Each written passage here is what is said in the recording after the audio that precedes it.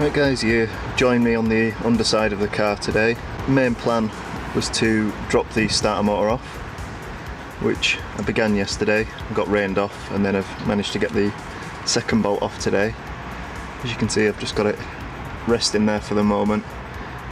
Just been taking some pictures of where the connections go in, just so I know for future reference.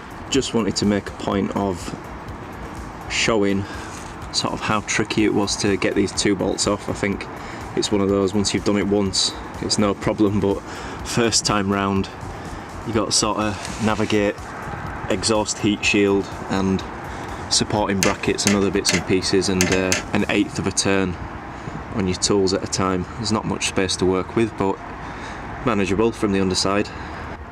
So plan is to take this off, have a look on the inside, see if it's all looking okay, and see if there's just a loose connection or anything, either repair or replace. We'll see what happens, but sort of teeth look okay and everything looks connected, so just dig a bit deeper and see what comes up. I suppose it's worth having a look whilst I'm down here, you know, at the condition of the other parts on the underside. You can see some of these bushes are maybe okay. Some of them look like they've been replaced more recently. Steering rack, this side looks fine. And then passenger side, we've got the focuses, we've got the clip on one side, and then the other side has been cable tied. We've got a bit of a split in the boot there as well, but it doesn't look like it's leaking. I'm just going to leave that alone, hopefully it doesn't cause any problems. You can see someone's had a go with the fiberglass, the bottom radiator mount, which, well, if it's on, it's on. Yeah, I think these horns have seen better days, and there's a bit of surface rust as you sort of go down the body, but it's not horrific. I'm hoping I don't have to replace too much. Yeah, exhaust seems really good condition considering the age. I don't know if it's the original one or if it's had a replacement at some point, but all looks pretty good. Well, that's the starter taken off. First impression is it looks pretty good. I was expecting for it to just be like tinny and crap and falling apart, but it's very, well, feels very robust and solid.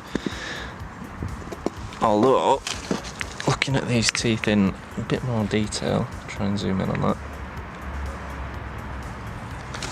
Looks as though they might be a bit worn. I'm not sure if they're supposed to have that profile just on the top. I might insert some still images of this just to make it a bit easier to see, but I'm gonna have to have a look on the forums and just see if that's normal or not. But they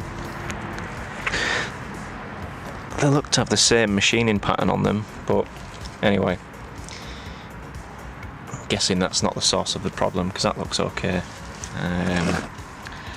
As I'd said previously, it's just the clunk I'm getting, so I'm gonna see if I can have it in bits, have a look at the drawing for it, and just see if there's anything missing, anything obvious, and then yeah, go from there.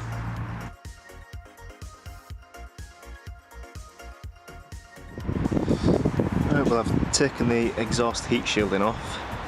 Just gonna take this opportunity to give it all a clean, because it's absolutely caked and caked and caked in sludge. So it doesn't seem to be in too bad condition. Like I said, I'm just going to give it a clean up and maybe get some hammerite or similar on it. There's a bit of rust hole going on in this smaller one, so that might not go back on, but see what I can do. Right, well, brought the starter motor into the house out of the rain and just started undoing things and having a look over it, and I've just noticed that these three, I think they're Posi 2 bolts, just on the top side on the back, looks like they've been either taken on and off a few times, because they're partially rounded off and a bit stripped on the head. Camera focuses, jeez. Which just makes me think that, yeah, obviously it's an old unit and it's either been serviced or repaired or replaced at some point, so I'll carry on having a look and see what else I can find.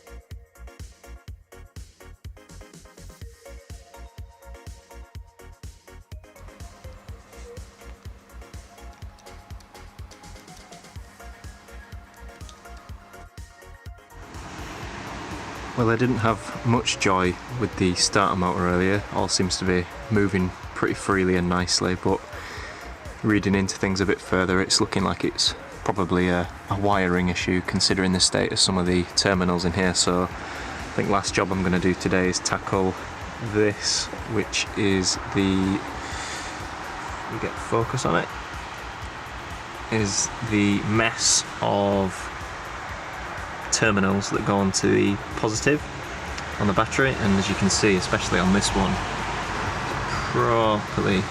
properly no good. So I'm going to tidy all these connections up and see if that actually resolves and gets a good connection. Well, I've redone the positive connectors. I think they are all the original cables, but the internals still seem pretty good, so they're all nice and tidied up. Both of those are on there nice and strong now. If you look at the condition of the old ones, they're absolutely past it. I've tried the ignition and everything's turning on and coming on fine, so I'm happy with that. That's probably going to be it for today because it is starting to rain again, so maybe next weekend I'll get the starter either back on or putting a new one on and go from there.